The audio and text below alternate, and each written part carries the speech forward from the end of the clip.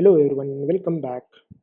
आज हम इस वीडियो में दीपक नाइट्राइट कंपनी के बारे में जो न्यूज़ आया है।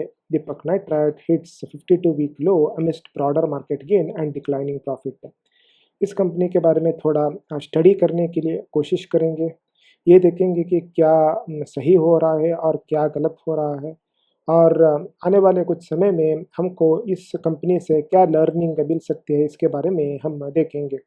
अगर मैं डायरेक्टली टेक्निकल चार्ट पे जा के देखता हूँ तो यहाँ पे देख सकते हैं कि जो प्राइस वैल्यू 3100 पे था वो डिक्लाइन होके करंटली 52 वीक लो जो कि 44% डाउन आया है।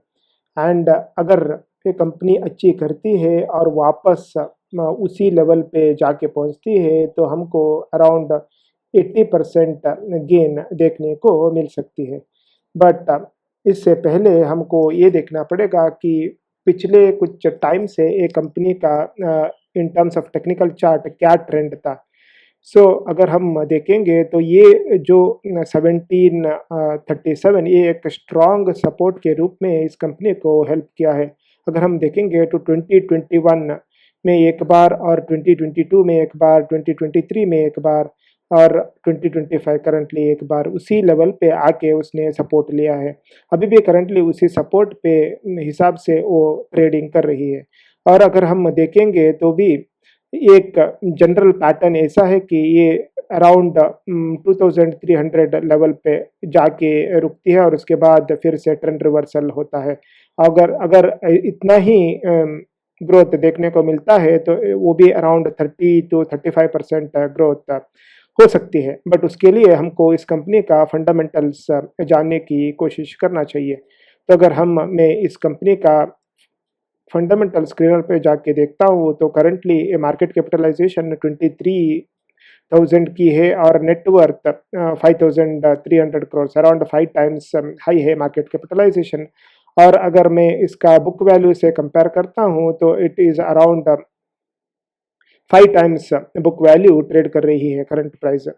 और अगर इस कंपनी के बारे में हम देख के जानने की कोशिश करेंगे तो ये कंपनी अराउंड 8,200 करोड़ की नेट रेवेन्यू थी। अगस्त 24 की कंसोलिडेटेड नेट रेवेन्यू बोल सकते हैं। और करंटली ये leading producer of sodium nitrite और ये largest producer of phenol and acetone भी है। और around IPA production for pharma and sanitiser भी ये काम करती है। और ये top 3 global players which producers xylidines, cumidines and oximides. और अगर हम इसका एप्लीकेशंस देखेंगे तो pharmaceutical, agrochemicals, resins, personal care, petrochemicals, dyes and pigments, paper, काफ़ी ज़्यादा ब्रॉड इसका एप्लीकेशंस है।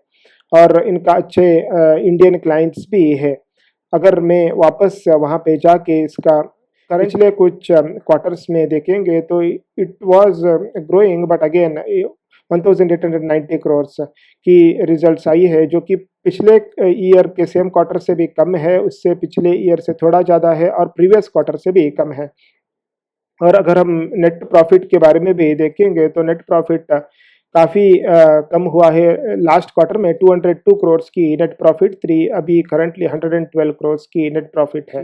इस कंपनी के बारे में ये है कि इनका बोरोइंग्स पिछले साल से इस साल काफ़ी ज़्यादा बढ़ी है, 1000 करोड़ से बोरोइंग बढ़ी है। इसीलिए इसका डेब्ट इक्विटी जो कि 0.0 पे था अभी करंटली 0.24, वो भी जो भी रिलायबल रेंज में ही है, एक एक्सेप्टेबल रेंज में भी है।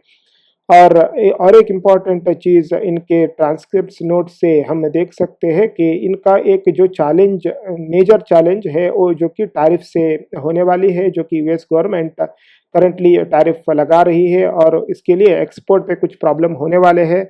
और इसके अलावा ये ओवर सप्लाई फ्रॉम चाइना, एक चाइना इसका कॉम्पिटिटर है, तो ओवर सप्लाई फ्रॉम चाइना इसको थोड़ा चैलेंज दे सकती है।